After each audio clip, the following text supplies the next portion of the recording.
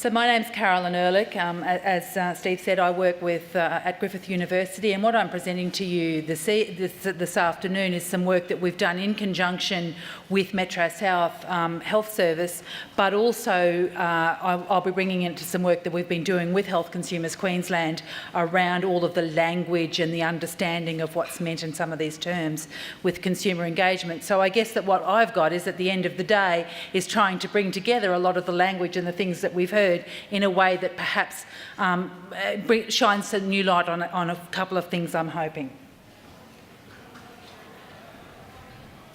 Okay. So, I'm not sure whether I might grab that mic if that's okay. Sorry. I don't have comprehensive notes in front of me, and I do need to be able to see my slides, otherwise I don't know what I'm talking to. Okay. No? Yes? Okay, excellent. So I guess that what we know is that that consumer engagement, there's certainly been a shift towards that language of consumer engagement and involving consumers much more in health services, in health research, and in all of the components that are associated with the delivery of health care. But there's a fair bit of jargon that's involved with that. So we use words like consumer engagement, we use consumer involvement, we use consumer advocacy, we use public participation if you come out of the UK. There's consultation, collaboration, consumer-led, co-design, co-production. What are some of the others? I can't remember, but there's lots of language that goes around that. And the challenge with using language when we do that is that there's two challenges. One of them is if I use a particular language that's coming from my understanding and you use the same language coming from a different understanding, we think we're talking about the same thing and we're not. The second thing that comes with that is this language that we're using often becomes what somebody described as virtuous. It's like it's got this positive feel about it, so we must all be doing it and it must all be good if we're doing it, and that's not always all good, and we feel as if we can't challenge some of the things. I'm not saying that consumer involvement is not good, I'm just saying that some of our understanding needs to be challenged. So we're assuming a couple of things. We're assuming that engaging consumers is a natural progression in healthcare. We need to do that. It's a progression in health services and the delivery of healthcare, and it's also a natural progression in research that's related to health. So moving away from, well, I suppose there's a number of different things that we do in research, but getting consumers more involved in research. And that's what the first part of this presentation will be about. And once I'm finished, Faiza will come and talk about her experience and introduce herself with what she's doing. We also assume that more engagement means better quality, cost-effective and highly valued health care. And I'm not challenging that those assumptions are incorrect. They are probably quite valid. But we do know that it's an experience when we're talking about consumer engagement. It's not something that is done. And we've heard that repeatedly today. Sorry, that it's an experience. The thing that I find interesting when I've read the literature about engaging consumers and all of the language that goes around that is that it seems to me that when we're talking about engaging consumers, we're coming from three different and sometimes not easily compatible traditions. One of those traditions is the civil rights movement. It's a moral obligation that we should involve consumers. Nothing about me without me. I've heard that today. It's definitely an appropriate way to go, and it's important. But the other thing that happens when we're talking about engaging consumers and the work that we do with engaging consumers is about the sense that there is a personal responsibility for some of our own health outcomes. I'm clearly overweight. It says to me that if I have diabetes, if I have a bung knee, which I have, I've got some responsibility myself for what I do. So there's some of the work that we do with engaging consumers is about that personal responsibility for our health and our health outcomes, and whether we can do that, whether we can meet those expectations or not. The third thing, that the tradition that comes in is much more, I guess, from the service perspective, but it is that we need to have, and a funder's perspective is that we need to have healthcare that is cost efficient, it's got to be effective, it's got to be high quality, and it's got to be safe. So for all of those reasons, consumers are engaged in healthcare, health services and health research. So, and I've mentioned those three things now. There's the three different areas that we're looking at. So it's like multiple layers of an onion when you try to work your way through that. We engage consumers in the actual care of health that's delivered. So how do we work with that? We're looking at health services, and that's the more tangible and less tangible elements of service provision rather than the experience of care. And in health research, we're looking across all areas of healthcare and health services. So we'll work from very qualitative research, which is what I do, and engaging consumers on a very practical level, to multinational randomised controlled trials that you'll see of new drugs and new things. So, you know, we engage consumers across a plethora of areas. So what does that mean? And the next few slides are about engaging consumers in research, and every time I look at these slides I realise that I can change the word research to just into healthcare and healthcare services. I think that for these slides they're interchangeable. The limitation is that I've looked at this from the perspective of health research, and there may be other things that are also important beyond the health research sector. But when we want to involve consumers in health research, we can involve them at multiple different levels of health, or areas, sorry, and we can involve consumers at designing their interest in research topic, what is important to consumers and what should be being researched, rather than what is important to researchers and what do they want to research. Consumers can be engaged in commissioning and funding research, so there are advocacy organisations, you know, the Cancer Council, for example, didn't say that right, Cancer Council, for example, can be involved in funding research for cancer at all different levels, so consumers are involved in that. We can involve consumers in the project design and management. We can actually involve consumers in doing research, so collecting data, analysing data, interpreting data, writing it up. We can involve consumers in disseminating and implementing the findings from our data, and also in evaluating the impact. That's not how we tend to think about research often, but the bulk of especially with randomised controlled trials, is just about consumers participating in research. You know, they're the subjects on which researchers, you know, put their view and do their research. But we must be mindful that we can engage consumers in all sorts of areas. So how do we do that? And I guess the thing about that is that we need to, and again it's engaging consumers in all areas of health services, we need to have a legitimate involvement process. It needs to be authentic. It can start with consultation. It can be collaborative, or it can be consumer controlled and consumer led, and I've heard those words used today as well. From the perspective, and I suspect this is true of non-research areas as well, but from my perspective, there isn't anything wrong with consulting consumers for research. There isn't anything wrong with only asking consumers to participate in research, providing that you're not pretending you're doing something else. So it's really important, if you're saying that you're going to consult with consumers, don't assume that you're collaborating, don't pretend that you're doing, and that's where that whole notion of tokenism comes in, is when as the more powerful people in the room generally, we're saying we think we're doing this when in fact we're not. We need to invite diverse participation, we need to manage power dynamics, and we need to align our research with the purpose of involving consumers and how we go about doing that.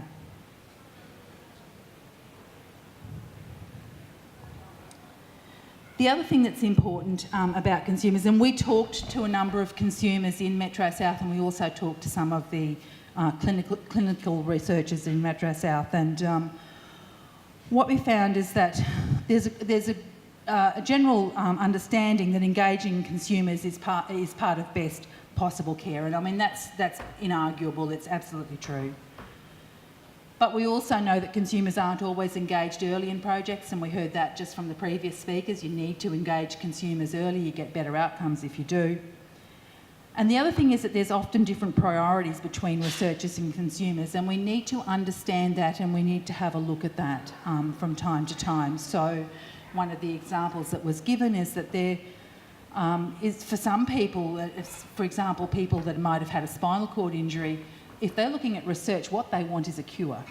And so if they were to give all of their money up for research, it would be for a cure rather than for care for somebody who has a disability as a result of that. So it's managing those boundaries and those tensions between what's important and what's not important that can often be very challenging.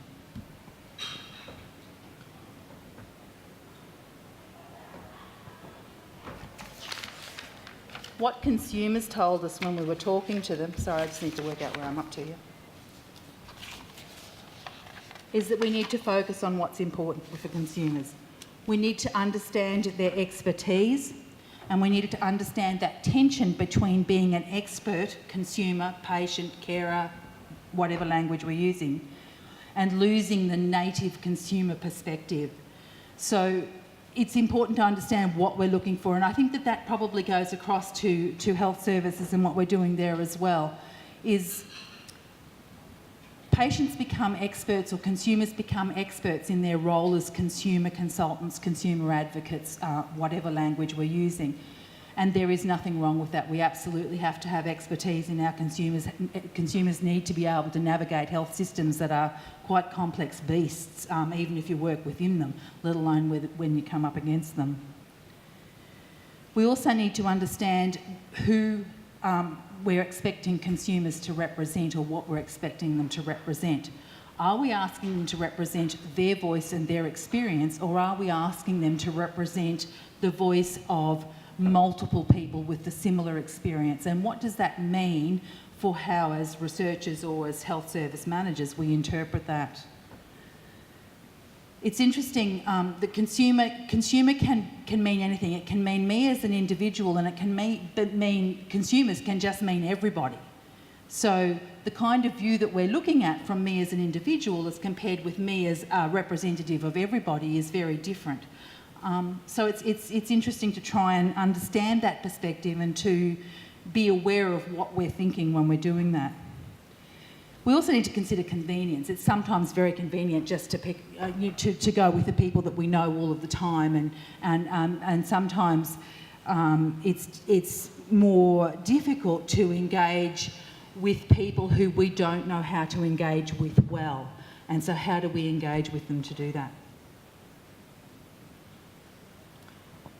Researchers, that's me, that's what I do. We come from a research tradition, so we have our own perspective, and that's where it can be often quite challenging to work together. You know, I've said I come from a qualitative research perspective. What does that mean? Probably nothing to most of you, and that's quite okay.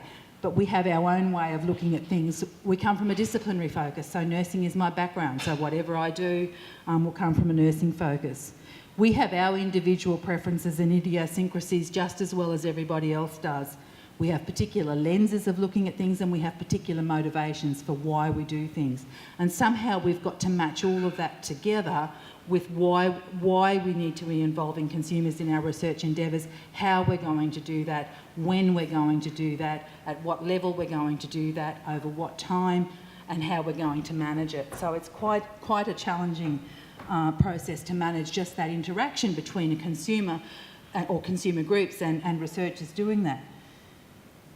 But at the same time, there are some quite influential structures that influence what we do, and funding models is a big one of them, you know, and that happens in healthcare services everywhere. There's also organisational cultures and heritages that we inherit, you know, so within Australia, the group of 8 universities have a different culture than some of the other universities do. I was talking to somebody yesterday, I think it was, who did some work with nursing students that were coming out, you know, from a particular university, and they have a different perspective than the nurses from other universities or students. So we have university cultures that we need to work with as well. We also have different purposes for engaging consumers. We also have different job descriptions, and we also have different research support. So all of those factors together mean that we end up with a machine that's not particularly well oiled or smooth, and we think that it is, but it's not. It's a continual progression. It goes forward and backward regularly. We take one step forward and 2 steps backward often. There are multiple interacting factors. There are different time rewards, and there are different different time frames, different rewards and different motivations for being involved.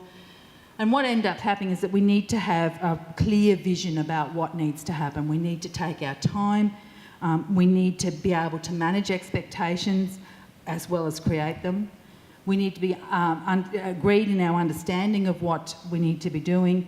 And we need to value consumers and engage at an authentic level rather than at a tokenistic level. And that, again, is not always easy.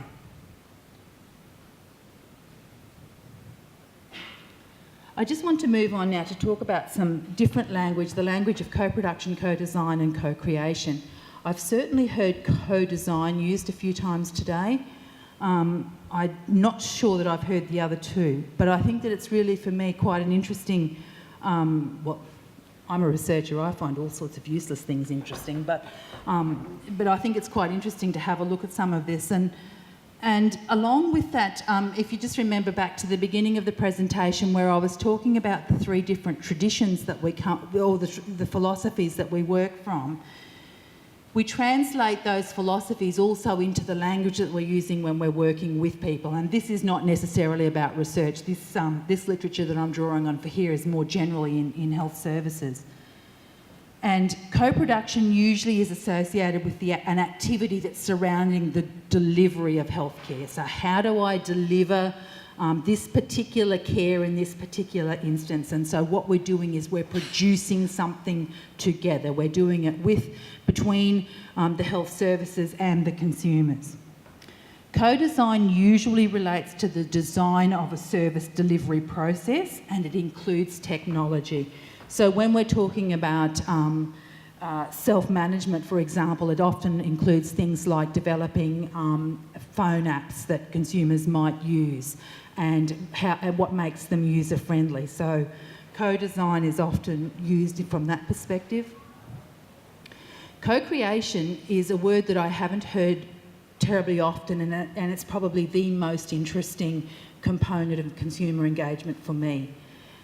The literature talks about the co-creation of value, and to me, previously as a clinician and currently as a researcher, it's in the interaction that I have with another person in which value is created.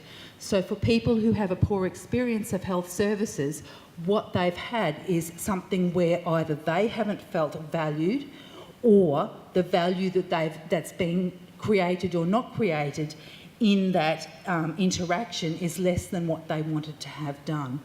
So where the words of co-production and co-design are about the processes that we use and how we make them better, to get to the heart of the experience and to make things truly different when we're moving forward means that you and I together need to work on something that's valuable to all of us. It needs to be valuable in many ways for the health service, because the health services are often coming from that perspective of effectiveness, quality, safety, those kinds of things. Sometimes with the nothing about me without me kind of approach that's going with that. But it's in the interaction that we have that value's created. It's also in the interaction that we have that value can be destroyed. And so it's really important that we understand what happens in that context. The co-production then is that it facilitates empowerment. So that's definitely the nothing about me without me. It's underpinned by theoretical understandings of self-determination, autonomy. I have a right to decide what I need to do. It acknowledges and combines the worth and experience of each individual. It blurs the boundaries between scientists, service providers and service users. And when it's used effectively, some of the literature talks about it effectively puts termites in ivory towers. And it's really important that we do that because it adds diversity to the traditional ways of thinking. And I think that that's absolutely essential. Co-creation, and that's what I was talking, it engages in the values-guided action. So it's very about much more about what's important to me, what's important to you. Its aim is to change the service environment and the way that consumers are perceived or thought about. And I certainly heard that in the last presentation as well. It requires commitment, effective communication practices, and values the humanity and perspective of each contributor in the collaboration process. So we're all equally important in that process. And co-design, as I said, aims to improve the health of people in the community by involving them in the creation of tangible outputs. It's a social process and it can fortify individuals' knowledge and skills by using a participatory process. But it's often around the design of care spaces, so the design of buildings, the design of care pathways, or however that you want to frame that language, and also about those technological interventions that happen.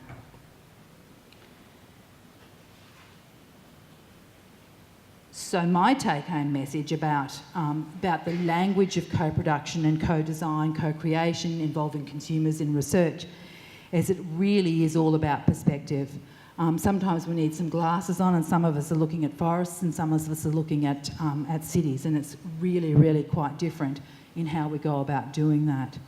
So I'm going to hand over to Faiza, if that's okay with everybody, where she can, now that you've got the boring theoretical content of what we talked about, I'm sure Faiza is going to be much more interesting and tell you of her experience with the QE2 hospital. Thank you very much. Thanks, Caroline. Look, I'm not going to stand up there. I'm just going to come closer to you because I can sense that you're all very tired and I'm the last thing standing between you and freedom. So I'll make this as less painful as possible.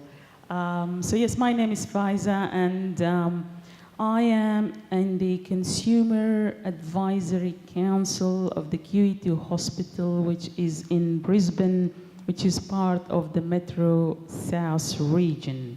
Does that sound important? Yes. Absolutely, I feel important. That's okay. Look, can I just get you, if you can, stand up and shake it like that, because you've been sitting for 2 hours. If you can, if you don't want to, that's all right. Just shake it all about, do the hooky booky, and you turn yourself around, and that's what it's all about. Yeah, just shake it all about like that, because you've been sitting. That will get the juices flowing, and then you can hear me and not fall asleep and not play with your mobile phone. So very quickly, I'm going to talk about 3 things. I'm going to talk about my experience at the Consumer Council. Then I'm going to talk about a couple of examples that are probably, co-creation. We said they were co-creation. And then I'll talk about the skills required for the Consumer Council. So the council I sit on is at a facility level. So it's a council for a hospital, advisory council for a hospital, but it also links with the Metro South at the network level. So we do meet at the network level, a Metro South, which is, a very large area. It's the most multicultural area in Queensland. For those of us who are on facilities or on consumer networks, how diverse, ethnically diverse, are your consumer councils? So that's another thing, we are a nation that's ethnically diverse. And the funny thing about ethnic diversity is we started 20 years ago being called as ethnically diverse. Then we became NESB, N-E-S-B, non-English speaking. Then we became COLD. We turned cold, culturally and linguistically diverse, and all of a sudden now we're AOL, so we've gone totally AOL, we're English as a second language. So even the terminologies are changing. But I think there are almost like 50 nationalities, if not more, in Queensland, and the Southeast is has the most diversity. And when we're talking about diversity, I think the important thing is to realize that it's not all about language, because there are second generation, third generation people of different ethnic groups who've been born here. People by all means are Australian, they think like Australians, they are Australians, so they might look different, but they are part of the community, so their needs in terms of health are just like everybody's needs. Then there are the migrants. The migrants are people who came here based on their skill level or based on their business acumen, so they have capacity. to engage with the system. And then there are the emerging communities who came here as refugees. And these are the groups that need the most assistance because they might not have the language, they might not have the skills to communicate, and they might not have the capacity to advocate for themselves.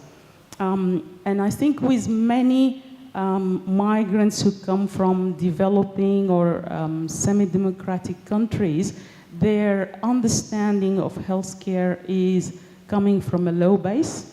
So even when they are engaged in consumer advisory councils, their contribution tends to be at an experience level rather than at a facility development level. And it's important to understand, as Carolyn has been saying, that the engagements require from us different sets of skills.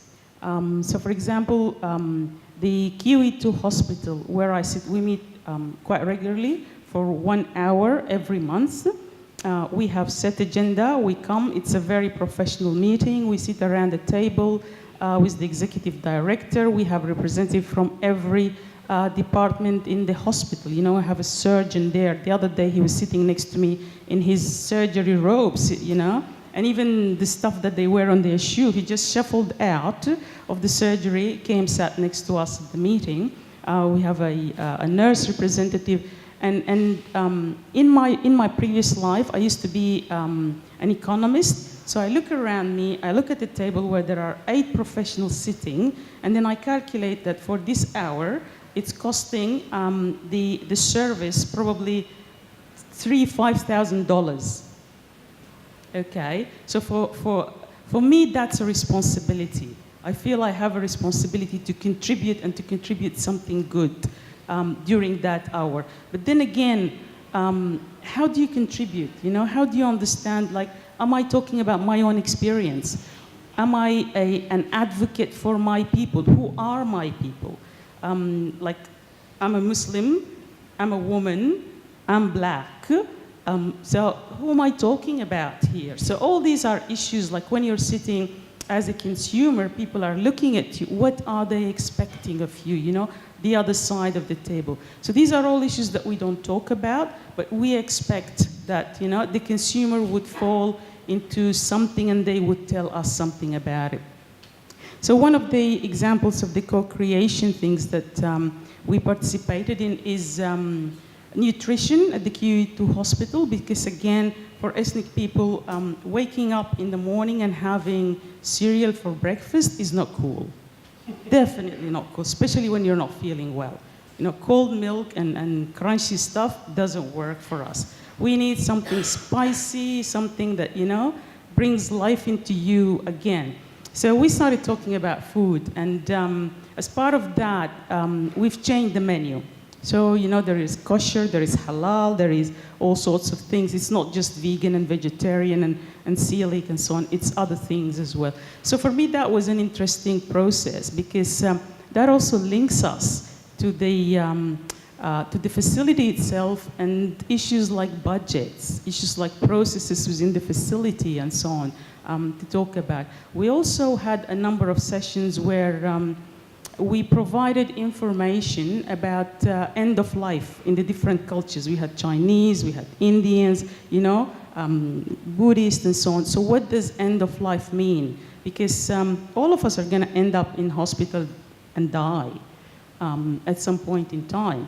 So how is that process managed in a way that gives closure to the families? And that information has been collated and is now part of a module that is a training module for the staff there. So these are all things that we have worked with the hospital on. And I want to talk the third point about the skills that are required. So sitting at a table where, that hour is costing the facility or the government around $5,000, what sort of a skill is required from me as a consumer? As I said, we get sent reports, minutes, surveys, and some of you probably saw some of the fantastic diagrams and matrices and stuff like that. We get sent these things, and we're asked to comment on them. And that requires skills to understand what it is and to understand what is meant when we say leadership or when we say consumer engagement or when we say whatever it is that we say. So these are skills that we don't talk about when we're talking about consumer training. You know, consumer training can mean a lot of things, but where do you want the consumers to hit? Within the QE2 hospital, we engage in quality improvement. So plant trees has been rolled out. We've been involved in that process. So quality improvement, workplace health and safety, redesigning of the place. So it's a variety of things that consumers are now expected to participate in. In the olden days, when consumers were not there, the facilities used to pay big dollars to get consultants to come in and tell them what is going to happen, and they didn't usually get it, but now they get consumers for free. So you really need to respect us people. Yeah, so these are some of the issues that we as consumers, you know, are faced with, the responsibility of how do we participate. You know, how do we frame the issues so they're picked up? And within the multicultural community, many of us come from an advocacy and social justice space. And so sometimes we get really emotionally involved in the issues. And sometimes we're sitting around the meeting and someone's getting really engaged and digging in and wanting a result. Consumer engagement is a process. It's a journey, it's not a destination. And things happen slowly because you're not only engaging in cultural change, you're engaging in a process where there are, you know, things have to be approved, there has to be budgets for them, they have to go through certain processes, abide by certain things and so on. So it requires even that level of understanding of how the system operates for it to happen. And I'll leave it there. Thank you very much for your attention. I would just like to know if you have any ideas on how we can connect with different cultural groups, because we have tried to find different cultural and linguistically diverse people to join our group. We would really like a lot more diversity. We wanted, but we can't seem to find them. And the ones we do stick to don't really want to join us. So what do you reckon? How are we going to find the people that want to take part? That's a great question. Thank you very much. Look, it's not easy because, as I said, for non-English speaking people or culturally diverse people, the few of us who are out and about are in everything. Because people know you and then they come and ask you. And we do a lot of volunteer things. I'm in so many boards and things that sometimes I forget. I just wake up in the morning, oh, I've got a meeting. I don't even know what the meeting it is. So it's, and again, like our people don't apply. So when you put something out, and I send stuff to people, they don't apply. It has to be word of mouth, and it has to be a recommendation. So you probably need to link whether it's, and I can talk to you, whether it's the Ethnic Communities Council or MDA or African Council or Islamic Women Association. You need to have those connections. And these people generally come to conferences and so on. Connect with them, and then when you need something, you pick up the phone and say, I need someone by this day, and they will get the someone for you. Yeah. Just to add to that, may I suggest that you make contact with Health Consumers Queensland, who have a twice weekly email distribution of available positions, and I'm sure they'd be happy to list any requests you have for a special interest input